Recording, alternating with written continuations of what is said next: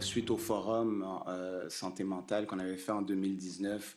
Déjà à la sortie de ce forum-là, on voulait travailler sur l'application de la P38. À cette époque, on avait choisi de créer des formations pour nos intervenants qu'on a mis en ligne en 2021. Mais c'est vraiment un processus qui a débuté avant. Puis là, c'est juste le bon moment pour le faire. Je crois que la société québécoise est prête à voir des changements. C'est des changements qui pourraient survenir d'ici 1 an ou 2 ans. En tout cas, la réflexion est lancée sur cette loi P38. C'est une loi pour la protection de personnes dont l'état mental présente un danger imminent pour elles-mêmes ou pour autrui.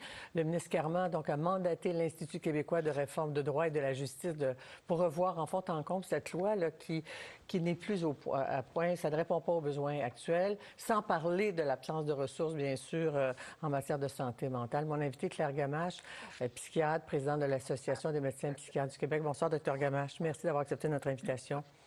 Dr Gamache, quand on parle de cette loi-là, on entend souvent, je l'ai souvent abordé avec de vos collègues au fil des décennies, là, que cette loi-là qui n'a pas été révisée, c'est que ce fameux critère, un danger imminent pour lui-même ou pour autrui, c'est un critère extrêmement contraignant pour tout le monde, pour les familles qui crient à l'aide, pour les psychiatres qui veulent soigner, qui ne peuvent pas soigner, aussi pour les patients qui nient, qui ne veulent pas être soignés.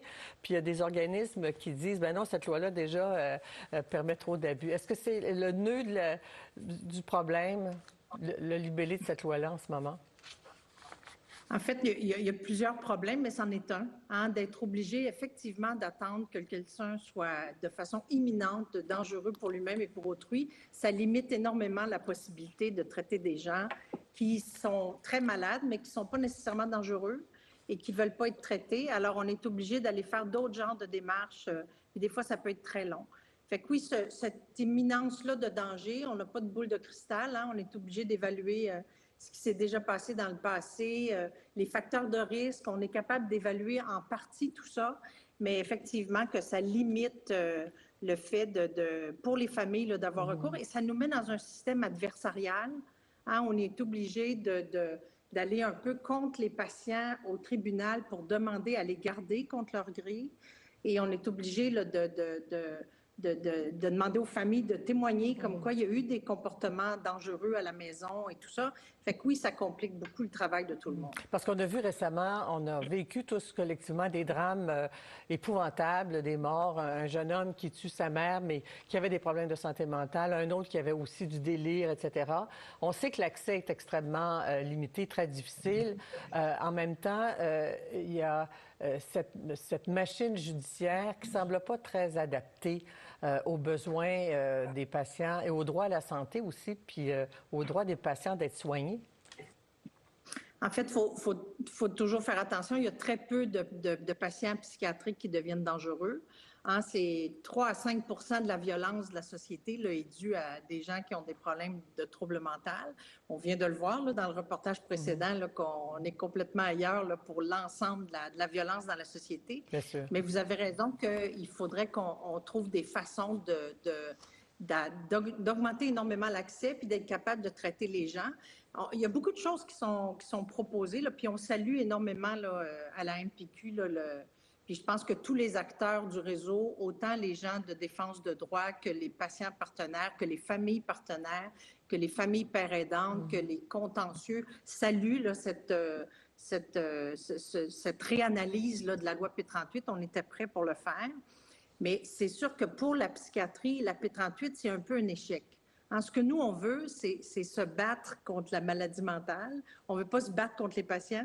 Donc, il faut trouver des façons, puis c'est ce qu'il y a beaucoup dans le dernier plan d'action, là, de faire tout ce travail-là à domicile, de ne pas être obligé idéalement d'amener les patients.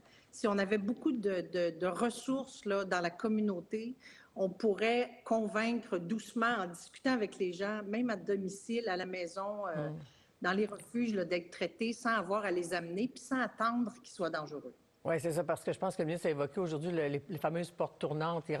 Même s'ils rentrent à l'hôpital quelques semaines, quelques mois sous ordonnance, ils finissent par ressortir et ils sont peut-être laissés... En tout cas, les proches, on entend le cri d'alarme souvent des proches, de dire, je sais plus où me retourner, j'ai peur de mon enfant, il est adulte, il vient nous menacer. Enfin, c'est des témoignages qu'on lit ou qu'on entend.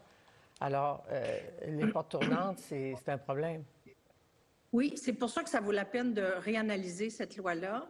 En même temps, il faut aussi réanalyser l'application de cette loi-là. Donc, c'est toutes les façons de faire qu'on doit rendre beaucoup plus fluide et beaucoup plus facile. Puis je pense qu'on travaille très fort là, avec le ministère pour avoir tous les postes comblés là, dans les hospitalisations à domicile, les équipes de crise, pour être capable d'aller travailler là, beaucoup plus près des familles pour éviter là, d'avoir amené puis à provoquer des traumatismes là, en amenant les patients à l'hôpital. Oui. C'est sûr que ça existe encore, puis on va être obligé de s'en servir quand c'est absolument nécessaire. Il y a des organismes communautaires qui défendent l'autonomie des patients. En même temps, lorsque vous devez faire une requête devant la Cour du Québec pour faire des évaluations et tout ça, et qu'après, pour avoir un traitement, vous devez tout recommencer le processus, mais en cour supérieure, puis encore des témoignages, encore des avocats, encore des obstacles. Ça, c'est anachronique. Au fond, il y a peut-être des solutions différentes. Ailleurs, ça doit se faire différemment. Oui, on va là, progressivement là, réfléchir à des modèles différents. L'Institut va sûrement là, consulter qu'est-ce qui se fait en Ontario, qu'est-ce qui se fait dans d'autres juridictions pour effectivement éviter qu'on soit dans deux corridors aussi juridiques différents. Le corridor pour aller chercher une ordonnance de garde et le corridor pour aller chercher un traitement.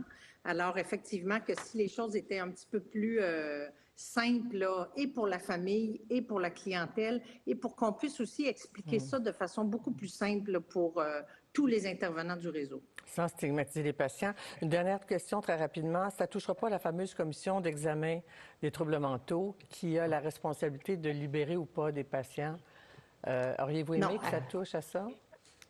Bien, en fait, on va regarder un peu tout ce qui se fait en amont. Hein. La commission des troubles mentaux, c'est une fois qu'il y a des délits, on est dans une autre, on est plus dans le code criminel puis dans les enjeux là, de tribunal administratif. Mais il y a même des gens qui proposent de peut-être faire un tribunal administratif aussi là, pour la P38. Alors, tout ça va être sur la table, puis on va vraiment collaborer avec tous les experts là, pour réfléchir à la suite des choses. Alors, merci, bonne réflexion. Au revoir. Merci beaucoup. Merci à vous. Bonne fin de soirée. Merci.